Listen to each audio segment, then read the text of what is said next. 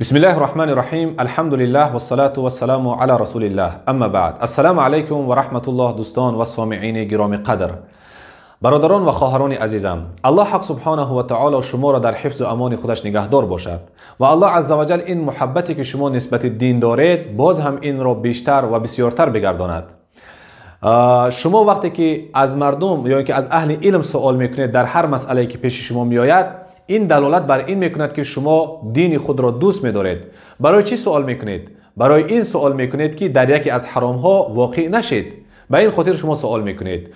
آن چیزی که خیلی خطرناک است، بسیاری از مردم این را امروز رواج دادن دارند، مسئله طلاق را با تلفن قطعی حل کردن. یعنی یک انسان در یک جا هست، با تلفن قطعی یکی از ملاها را زنگ میزند، ملاهای بگیم در اینترنت نشستگی را، و اینها شاید که بسیارشون از مسئله طلاق و نکاح چیزی خبر نداشته باشند. با اینها سوال میتیند و اینها فتوا میدهند. اینها با فتوای خطاشون میتونن که همان انسان را با همراهی زنش به طریقه حرام فتوای نکاح بدهند و آنها حرام زندگی کنند. خدای نکرده. یکی از برادرها برای ما زنگ زده است، میگوید که حضرت میگه یکی از رفیقهای ما زنش فلان گفت، آیا همین طلاق میشود؟ ببینین، کار را دیگر کس کردگی است. مرد دیگر کس است و زن دیگر کس زنگ زدن دارد. حالا آنکه من برای شما برادران و خواهران عزیزم این را گفتنی هستم که مسئله طلاق را باید که شما خودتان پیش مخصوص آدما هست، مفتیات یا اینکه قاضی، باید که پیش آنها برای. این خیلی نیست که مسئله طلاق را هر انسانی کوچه چیکار کند حل کند. یک رعایت دیگر سوال دادک، اینم هست در اینستاگرام، میگه که یکی از ملاها را گوش کرده، میگه که اگر انسان زنش را در یک حالت 3 طلاق بدهد، در یکی گفتگیش 3 طلاق بگوید، 1 طلاق می شود. و خود را این انسان حنفی میگوید. آیا همین درست است؟ البته که برادران عزیزم، این شخصی که این گپ را میگوید از دو چیز خالی نیست. یا اینکه جاهل است، مذهب حنفی را نمیداند، و یا اینکه دروغ میگوید، تقیه کرده همون رویه خودش را چیکار میکند؟ در مذهب حنفی نشر کرده است. مثلا شیعه ها یکی از عقیده هاشون این است که تقیه میکنند. آنها سنی نیستند، لیکن پیش سنی ها وقتی که آمدن خود را سنی میگویند و رویه شیعگی خود را در بین سنی ها پیش میکنند. و این انسان هم که وقتی که این گپ را گفته باشد که من حنفی هستم و در مذهب حنفی 3 طلاق 1 طلاق است، برادران عزیزم، از دو چیز خالی نیست. یا اینکه مذهب حنفی را نمیداند، دروغ را میگوید، یا اینکه تقیه میکند.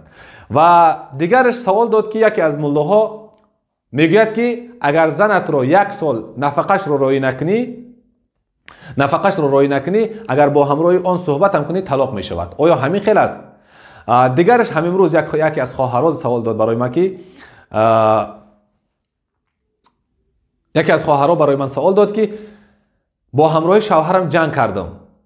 شوهرم برای من گفت که من تو رو نمانم، اگر نرم تو برای من طلاق، یا اینکه زنم طلاق.